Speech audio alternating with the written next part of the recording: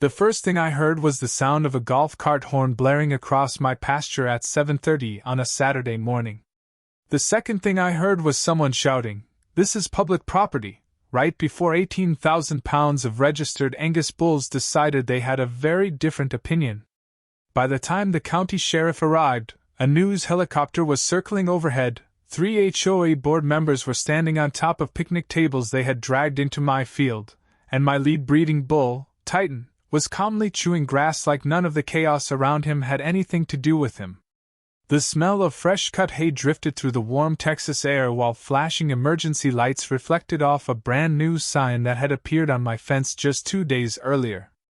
Community Pasture Park. Those 3 words were the reason everything had gone sideways. My name is Ethan Walker, and my family has owned this ranch outside Burnett, Texas, since 1958. My grandfather bought the original 120 acres after returning from Korea. My father expanded it. I inherited it. Every fence post, every water trough, every inch of pasture carried a story. Most people see open grassland and think it's empty space. Ranchers see years of work, investment, and responsibility. Especially when there are 18 registered Angus breeding bulls worth more than some people's houses. Titan alone weighed nearly 2,000 pounds and carried genetics that cattle buyers traveled across 3 states to see. He wasn't aggressive. None of my bulls were. But they were livestock, not pets. They expected their pasture to remain exactly what it had always been, their pasture. The trouble started 6 months earlier when a luxury subdivision called Willow Creek Estates finished construction along my northern property line. Suddenly, where I used to see mesquite trees and rolling hills, I saw rows of identical rooftops, decorative stone entrances, and people who seemed shocked to discover that ranch land came with actual ranch animals. Then came Melissa Hawthorne, 54 years old, HOA president, former realtor, professional expert in everyone else's business. She drove a white BMW SUV, carried a clipboard like it was a badge, and spoke with the confidence of someone who had never once been told no. At first, the complaints were small. The smell of cattle. The noise during feeding time. The appearance of fences. Every week seemed to bring a new issue. I ignored most of it. I've learned that arguing with people looking for a fight usually just gives them practice. But then Melissa started telling her residents something strange. According to her, my pasture wasn't really private property. According to her, it was supposed to be community green space. And according to her, I was illegally preventing residents from enjoying land that belonged to everyone. What she didn't know was that she had just started a fight with a man whose family had been holding the original deed for nearly 70 years.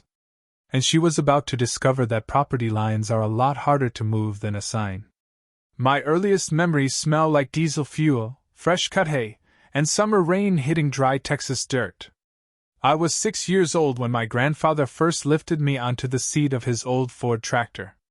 The vinyl was cracked from decades in the sun, and the steering wheel felt enormous in my small hands.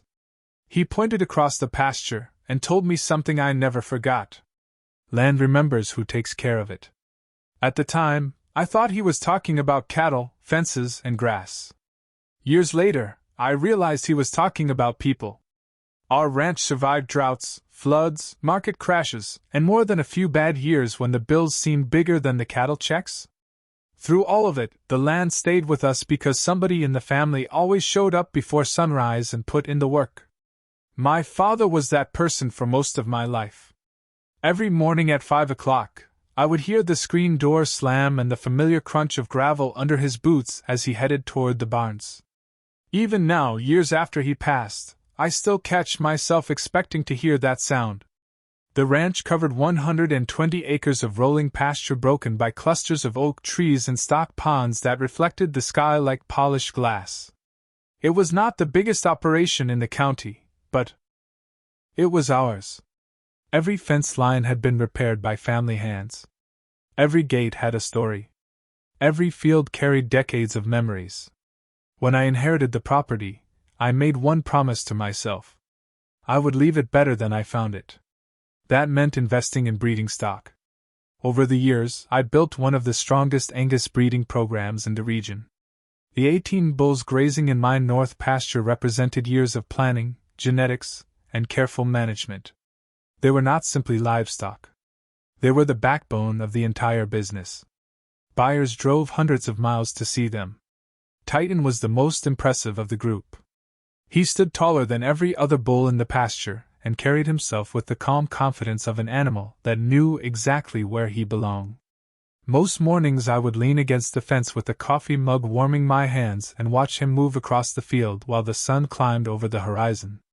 The steady hum of insects, the distant call of meadowlarks, and the rustle of grass in the wind created a kind of peace that is becoming rare these days. That peace lasted until Willow Creek Estates appeared. Construction started 2 years earlier. First came the survey flags, then the bulldozers, then months of backup alarms echoing across the hills from dawn until dusk. Where cattle once grazed, rows of expensive homes began taking shape. I knew growth was coming. Texas has been growing for years. What I did not expect was how many people would move next to a working ranch and immediately start acting surprised that ranches existed. Complaints started arriving almost as soon as the first families moved in. Someone disliked the smell after a rainstorm. Someone else complained about tractors operating too early. Another resident wanted me to relocate a feeding area because it interfered with their backyard view. Most of the requests were ridiculous enough to ignore. Then Melissa Hawthorne entered the picture. The first time she visited my property, she stepped out of her white BMW wearing spotless boots that had clearly never touched real mud. She spent less than 2 minutes looking at my cattle before informing me that several residents were concerned about maintaining community standards. I remember the way the afternoon sun reflected off her sunglasses as she pointed toward my pasture. The gesture lasted only a second. At the time, it seemed harmless. Looking back, that was the moment she started seeing my land as something she could control. The strange part was how quickly a rumor became a fact once enough people repeated it.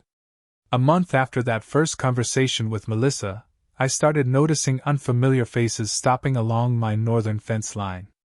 At first it was harmless. Couples walking their dogs. Families taking evening strolls. People standing there with coffee cups in hand, staring across my pasture like they were touring a public attraction. The sound of conversation drifted through the fence almost every evening. I did not think much of it until one Saturday morning when a man in running clothes waved at me and asked what time the pasture opened. I remember lowering a bag of feed and just staring at him. Opened? He smiled and pointed toward Willow Creek Estates. The HOA newsletter says this is a community green space. The smell of feed dust hung in the air while I processed what he had just said. Community green space. Those 3 words felt wrong the moment I heard them. I told him the property was private. He looked genuinely confused. Not embarrassed. Not argumentative. Confused. That was the first clue that Melissa was telling residents something very different from the truth. Over the next few weeks, similar conversations kept happening. A retired couple asked whether there would be picnic tables installed near the pond. A woman with 2 children wanted to know if fishing would be allowed. Another resident asked if the HOA planned to build walking trails through the pasture. Every question pointed back to the same source. Melissa. The situation became impossible to ignore when one of my neighbors forwarded a screenshot from the Willow Creek community page. There it was. A colorful map showing the subdivision, surrounding features, and what Melissa labeled as a future community nature preserve. My pasture. My fence. My pond. My cattle. All displayed as though they belong to the neighborhood. The afternoon heat pressed against my skin while I sat at my kitchen table staring at the image. The old ceiling fan above me hummed steadily as anger slowly replaced disbelief. The map was not official. It was not a county document. It was not a survey. It looked like something assembled from marketing material and wishful thinking. But people believed it because it came from the HOA president. A week later I drove past the subdivision entrance and noticed a crowd gathered at the clubhouse. Curious, I parked and walked inside. Melissa stood at the front of the room holding a microphone. A large display board behind her showed the same map. She was smiling confidently while explaining future community improvements. Walking trails. Nature access. Outdoor recreation. Every sentence pointed toward land she did not own. The room smelled like fresh coffee and new carpet. Residents nodded along while taking notes. Then Melissa pointed directly at my pasture on the display. "We are currently working through access issues," she said. "But eventually this area will become available for community enjoyment." Access issues? That was apparently her way of describing me. I stayed quiet and listened. The more she spoke, the more obvious her strategy became. She was not presenting possibilities. She was presenting expectations. By the end of the meeting, people believed access was inevitable. The following Monday, I found survey ribbons tied to sections of my north fence. Bright orange markers fluttered in the wind beside signs of fresh footprints. Someone had been measuring. Someone had been planning. And standing in the distance beyond the property line, clipboard in hand, was Melissa Hawthorne. She looked directly at me, smiled, and pointed toward my pasture as if she already owned it. The next month felt like watching a slow-moving storm roll across open country. Every day brought a new sign that Melissa was pushing harder. The first official marker appeared on a Thursday afternoon. I was repairing a gate near the north fence when I spotted a group of residents gathered around something bright green attached to a post. The metallic clank of my tools echoed against the fence as I walked closer. A professionally printed sign stood just outside my property line. Future Community Nature Trail. The fresh scent of treated lumber still lingered around the post. Somebody had spent money on it. Somebody expected it to stay. I took photographs and went back to work. By the following week there were 3 more signs. Then came painted trail markers. Then small flags placed along a route running parallel to my pasture fence. Every morning I discovered something new. Every evening more residents appeared to admire the imaginary park they believed was coming soon. What bothered me most was how confident everyone seemed. People were not asking permission anymore. They were making plans. One Saturday I found 2 folding lawn chairs sitting beside my fence overlooking the pond. The owners had apparently decided my cattle made good entertainment. The smell of sunscreen and fresh coffee drifted through the air as they waved at me like we were neighbors sharing a public space. I politely explained that the ranch was private property. They looked surprised. One of them actually pointed toward a newsletter folded in his lap. According to Melissa, access negotiations were already underway. Access negotiations. I owned the land outright. There were no negotiations. A few days later I opened my mailbox and found a flyer distributed throughout Willow Creek Estates. The front featured smiling families walking through open fields beneath a headline that read "Bringing Nature Back to the Community." My pasture occupied nearly half the image. The paper crinkled in my hands as I read promises of future walking paths, educational nature programs, and recreational opportunities. None of it had been approved. None of it had been discussed with me. Yet Melissa was presenting it as though construction was already scheduled. The situation escalated again when workers arrived one morning carrying landscaping equipment. The growl of a small utility vehicle echoed from beyond the fence while men unloaded benches and decorative trash cans. They never crossed onto my property, but they placed everything directly along the boundary line. The message was obvious. Melissa wanted residents to begin treating my ranch as an extension of their subdivision. Then came the dogs. Lots of dogs. People started walking them along the fence every evening. Most owners were responsible, but some allowed their pets to bark continuously at the cattle. Titan especially caught their attention. His massive frame moved through the pasture like a shadow across the grass. More than once I noticed him stopping to watch the growing crowds. Not aggressively. Just observing. The same way I was. One afternoon I drove into town for feed supplies and stopped at a local diner. Before my coffee even arrived, a stranger approached my table. He introduced himself as a recent Willow Creek resident and congratulated me on cooperating with the community project. Cooperating. The word hit harder than I expected. Melissa had convinced people that everything was already settled. She had turned an idea into a certainty. Driving home that evening, I passed the subdivision entrance and saw a large banner stretched across the clubhouse lawn. Coming soon, Willow Creek Pasture Park. Beneath those words sat a professionally designed rendering showing families enjoying land that did not belong to them. As the setting sun painted the sky orange behind my pasture, I realized this was no longer a misunderstanding. Melissa was building expectations so large that eventually someone would try to make them reality. By early spring, Melissa stopped pretending she was proposing an idea and started acting like she was managing an asset she already owned. The shift was subtle at first. Then it became impossible to miss. One afternoon I found a temporary information board installed near the subdivision entrance. The board displayed a polished map of the neighborhood with colored walking routes, future amenities, and a highlighted section labeled Community Pasture Recreation Zone. My pasture. The same pasture my family had owned for nearly 70 years.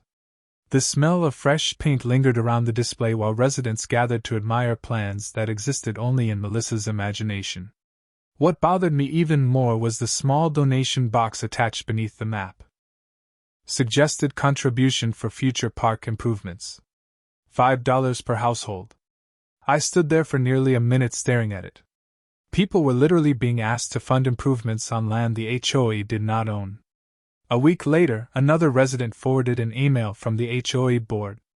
Melissa announced the creation of a special recreation committee responsible for planning activities associated with the future pasture area. There were discussions about birdwatching groups, family picnic days, educational nature tours, and community fitness walks. Every email pushed the narrative further. Every newsletter made the fantasy feel more permanent. Meanwhile, I kept noticing signs that residents were becoming increasingly comfortable around my property. The gravel road along the north boundary saw more traffic than ever. People stopped to take photographs. Some brought folding chairs. Others sat on blankets near the fence and watched the cattle graze. Most remained respectful, but the growing crowds created a problem. Livestock thrive on routine. Constant activity changes behavior. Titan especially seemed aware that something unusual was happening. More than once I noticed him standing near the northern fence line, calmly observing groups of strangers gathered outside the property. His dark eyes followed every movement. The low rustle of grass around his hooves carried across the field whenever he shifted position. He was not threatening anyone. He was simply paying attention. The same way I was. Then came the first attempt to create actual access.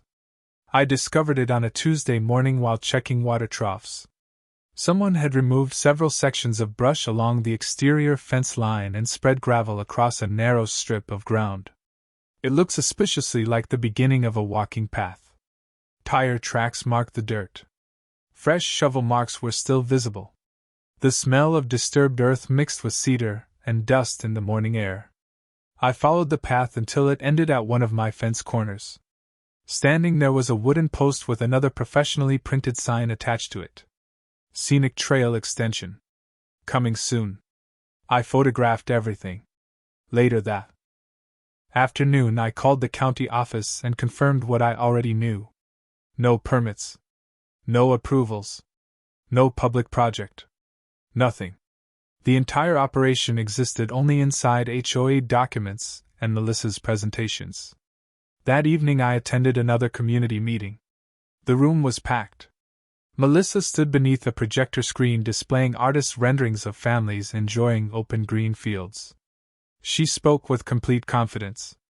Then she announced the next phase. A grand opening celebration later that summer. Applause filled the room. The sound echoed off the walls while residents smiled and discussed future plans. Melissa described food vendors, community activities, guided nature walks, and outdoor recreation opportunities. She spoke as though every detail had already been approved. As though ownership no longer mattered. Then she made a mistake. During a question and answer session, someone asked whether access had been finalized. Melissa smiled and answered, "We do not anticipate any meaningful obstacles." The room laughed. So did she. But I noticed something in that moment. She was no longer trying to convince people. She was committing herself publicly. And once enough promises are made in front of enough witnesses, backing down becomes far more difficult than pushing forward. Melissa had just tied her reputation to a piece of land she did not own, and the deeper she pulled the neighborhood into her story, the harder reality was going to hit when it finally arrived. The morning after that meeting, I stopped reacting emotionally and started treating the situation like a business problem. Emotions do not hold up in court. Records do. The sun had barely cleared the eastern tree line when I unlocked a storage room inside the old barn and pulled out a stack of metal filing boxes that had belonged to my father. Dust floated through beams of sunlight cutting across the room. The smell of aged paper, machine oil, and weathered wood filled the air as I began sorting through decades of documents. Deeds, surveys, tax records, boundary agreements, easements. Every piece of paper connected to the ranch had been carefully preserved. My grandfather believed documentation was just as important as fences. By noon, my dining room table had disappeared beneath nearly 70 years of records. What surprised me was not what I found. It was how clear everything was. There had never been any ambiguity about ownership. Not once. Every survey matched. Every legal description matched. Every tax assessment matched. The northern pasture belonged to my family and always had. That should have been the end of the story. Instead, it was only the beginning. I hired a licensed surveyor named Robert Gaines to conduct a fresh boundary verification. Robert had spent 30 years working property disputes across central Texas. The sound of survey equipment clicking and calibrating echoed across the pasture for 2 full days while his team measured every corner and marker. Titan and the other bulls watched from a distance, occasionally lifting their heads from the grass to observe the activity. By the end of the week, Robert handed me a detailed report. The conclusion occupied a single sentence. No encroachments. No public access rights. No community ownership interest. The boundaries were exactly where they had always been. Then Robert showed me something unexpected. While comparing county records with promotional materials from Willow Creek Estates, he noticed discrepancies. The marketing maps distributed by the subdivision developer used a green shading pattern that extended visually beyond the actual community boundary. Legally meaningless, but visually persuasive. Someone unfamiliar with the official records could easily assume the pasture was intended for future recreational use. That discovery sent me digging deeper. I filed requests for public documents. I reviewed planning commission records. I obtained archived development submissions. The more I searched, the more interesting the picture became. There was no approved park. No future acquisition plan. No recreational easement. No pending negotiations. Yet Melissa's newsletters, presentations, flyers, and community announcements repeatedly described the pasture as though access was merely a matter of timing. Then I found something that made me sit back in my chair and reread the page twice. The original subdivision approval package contained a disclaimer requiring all marketing materials to avoid implying ownership of adjacent private agricultural land. The language was clear, specific, impossible to misunderstand. The air conditioner hummed softly while I stared at the document. Melissa might not have created the original confusion, but she had certainly expanded it. And she had done so publicly for months. The next step was easy. I installed additional cameras along the northern boundary. High-resolution units covering every gate, fence line, and access point. I archived every newsletter. Every social media post. Every flyer. Every email residents forwarded to me. Instead of arguing, I collected evidence. Instead of confronting Melissa, I documented her claims. Meanwhile, she continued moving forward as though victory was inevitable. New announcements appeared every week. New committees formed. New activities were proposed. Watching it unfold felt like standing beside railroad tracks while hearing a train approaching through the fog. I knew exactly where the tracks ended. The only question was how fast Melissa intended to drive the entire HOA toward them. By the beginning of summer, Melissa had transformed her project from a community discussion into a countdown. Every week brought a new announcement, a new graphic, or a new promise. The grand opening event now had an official name: Pasture Freedom Day. The phrase appeared on banners, newsletters, social media posts, and even custom yard signs scattered throughout Willow Creek estates. Driving past the subdivision felt like passing through a political campaign. Smiling families appeared on promotional materials beside photographs of open fields that looked suspiciously similar to my property. The irony was almost impressive. The more publicity Melissa generated, the more evidence she created. My cameras continued recording. My files continued growing. Every flyer, every email, every public statement went into organized folders. The process became routine. Feed cattle. Check fences. Archive another HOA announcement. Meanwhile, Melissa acted as though she had already won. One afternoon I received an email from a resident I had never met. Attached was a volunteer sign-up sheet for the event. The list included guided pasture walks, outdoor games, educational exhibits, and family recreation areas. Reading through it felt surreal. People were scheduling activities on land they had never been granted permission to enter. The confidence behind it all fascinated me. Nobody seemed to question the basic premise anymore. Melissa had repeated the story often enough that it became reality inside the neighborhood. Around that time, my attorney suggested something simple. Send a formal notice. Nothing aggressive. Nothing threatening. Just a clear written statement establishing the facts.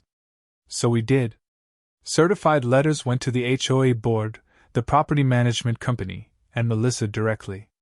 The documents explained that the pasture was private property. No public access existed. No agreements existed. No negotiations existed. Any event planning based on assumptions of access was unauthorized. The language was professional and impossible to misunderstand. For a few days, everything became quiet. Then Melissa responded. Not privately. Publicly. At the next HOA meeting, she held up the letter in front of residents and dismissed it as a routine disagreement. According to several people who attended, she described the situation as a temporary obstacle that would soon be resolved. Temporary obstacle. Once again, that was apparently me. The sound of cicadas filled the evening air when I watched recordings from that meeting provided by a resident who had started questioning the HOA's claims. Melissa looked completely confident. Residents applauded. Event planning continued. Food vendors were booked. Activity stations were organized. Additional signs appeared throughout the neighborhood. If my warning had accomplished anything, it was convincing Melissa to move even faster. That was when I realized something important. She was trapped by her own promises. Too many people had invested time, money, and expectations into her vision. Backing down would require admitting she had been wrong from the beginning. So instead, she doubled down. A week later, I noticed workers assembling temporary structures near the subdivision clubhouse. Folding tables arrived. Portable canopies arrived. Decorative banners arrived. Every day the event grew larger. Every day the stakes increased. Through it all, Titan remained exactly the same. Every morning he grazed the northern pasture with the rest of the herd.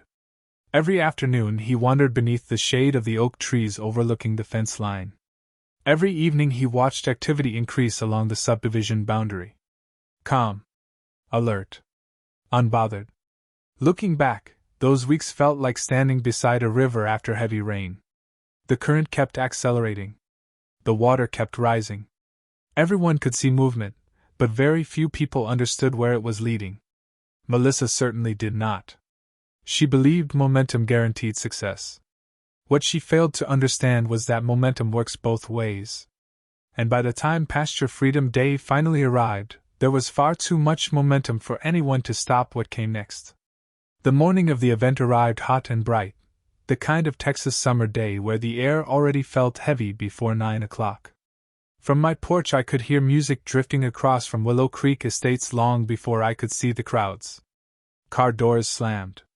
Children laughed. Portable speakers played upbeat country music. The smell of barbecue and food trucks carried across the fields on a steady southern breeze. Melissa had gone all in. Banners lined the subdivision entrance. Volunteers in matching shirts directed traffic. Golf carts moved back and forth carrying supplies. It looked less like a neighborhood gathering and more like a festival. I spent the morning checking water troughs and making my normal rounds. The cattle followed their usual routine. Titan stood beneath a large oak tree near the center of the pasture while the rest of the herd grazed nearby. Nothing about the ranch had changed. The only thing different was the growing crowd gathering along the northern boundary. Around noon I noticed something that immediately caught my attention. Several HOA volunteers were moving toward one of the fence corners closest to the subdivision. Cameras mounted on my property captured everything. The volunteers carried folding tables, signs, and temporary rope barriers. A few minutes later, Melissa arrived in her white BMW. Even from a distance, I could recognize her confident stride. Residents gathered around her while she pointed toward the pasture and spoke enthusiastically. More people arrived. Then more. The crowd continued growing. Families. Visitors. Vendors. Local social media personalities. Even a small news crew appeared. Apparently the event had attracted more attention than expected.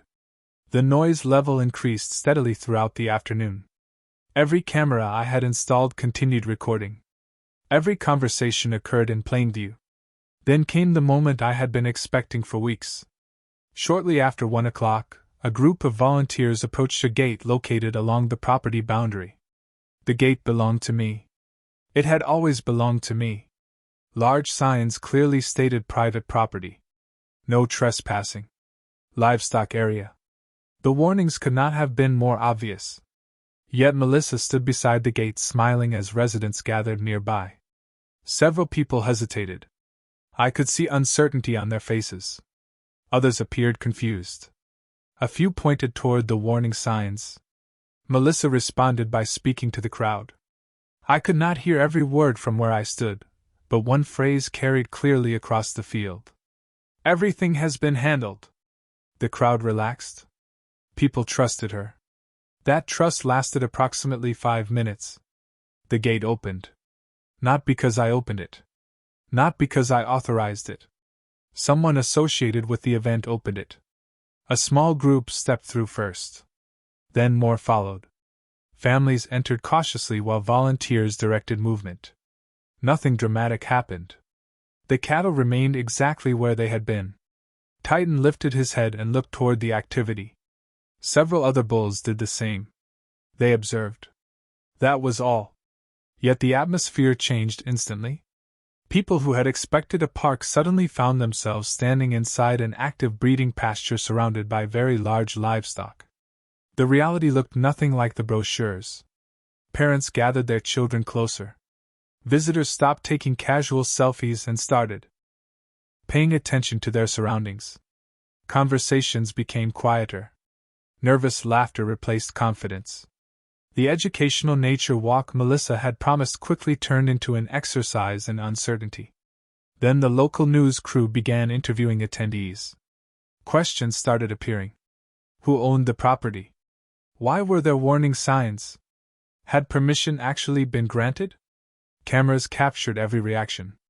Every hesitation. Every conflicting answer.